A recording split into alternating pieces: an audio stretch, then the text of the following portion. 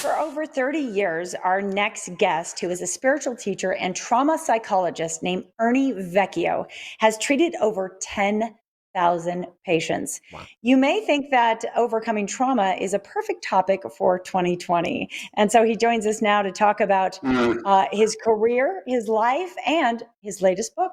Absolutely. Author Ernie Vecchio, the author of Feelings and Reason, Activating Your Heart as Compass Despite the Ego's Interference, joining us now from West Virginia. How are you, my friend?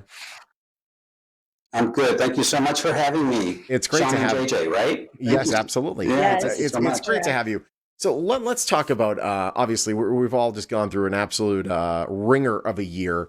We kind of have so if I think of it in a computer way, when you start the computer, if it gives a little error, it will give you the actual code and let you know this is why I'm broken. With humans, do we have this ability to kind of self-center after going through some trauma or no? Well, that's a great question, because the premise of the book is that if I talk to you, if you're paralyzed or amputated, you're at a heightened state of awareness in that state, and so the ego has been stripped away, and you are more present than you've been since you were born. Wow. And so as a result of that, you're in front of me, kind of a raw place. If you walk in off the street for psychotherapy or counseling, I have to kind of dig through all that. Mm-hmm. So that is stripped away by trauma, and yeah, that's what we're kind of experiencing now. When I first wrote the book, I was talking about resetting the hardest compass and moving away from this default of ego. Mm-hmm. But I didn't anticipate the virus, and the virus has really made it larger than just resetting your GPS. Now it's the culture's GPS. Oh yeah. And trying to find a way to talk about that's going to be hard, because the ego focuses on right and wrong, and the heart focuses on what's true and false. Yeah. And so it's a different kind of communication, and that's really what I'm trying to do with the book, is to get a discussion started about the reset. Yeah, and that's not anticipating the virus. Yeah. Yeah.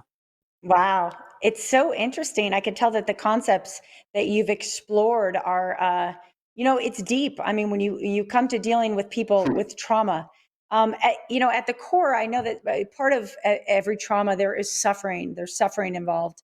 And you presented these two concepts, that there's a difference between suffering for ourselves versus suffering with ourselves. What does that mean to you? Yeah, well, what I discovered is a very large percentage of my patients, and keep in mind, these are people from all different walks of life, all different, cultures and backgrounds and gender differences. They tended to interpret compassion as martyrdom and sacrifice. And compassion is to suffer with yourself. They had it defined as to suffer for the self. And of course, suffer for is victim. And so I discovered those people who had that background and that idea of compassion is victimization. Their recovery time was 3 times longer than somebody who understood that they needed to sit with their pain, wait for something else to kind of come through in that neutral place of self-love, and then move from there. The majority of folks were kind of stuck in the why me, and that's the victimization piece. Yeah. You said why me, and I immediately thought of Nancy Kerrigan. I don't know why. It just brought me right back to 1990. Remember that? My The goodness. skater. Yeah. Let's Why talk, me? let's talk about that mental health model for a second that we have here in America. A lot of people falling through the cracks. What do you think is the missing piece in the mental health model here in America right now? Well, that's a great question, Sean, because for the past, and I used to teach at the graduate level, so I feel like I can say this. I used to train therapists. For about 25 years or more, we were teaching brand new counselors that how you think is how you feel, and we introduced them to the cognitive model. So the idea was that if you come in and you have any kind of issues, if I can reprogram your brain, then you can go on with your life. Well, the unfortunate part of that is you're not a computer. Yeah. And it doesn't get at the wounds that you're walking around with. And so we have forgotten that the gold standard before how you think is how you feel was the unconscious looking at deeper wounds and developmental kinds of issues that people had that are not being addressed directly by the cognitive behavioral model. So, and then you have the folks that are saying that what you believe you become, right down to the cells of who you are.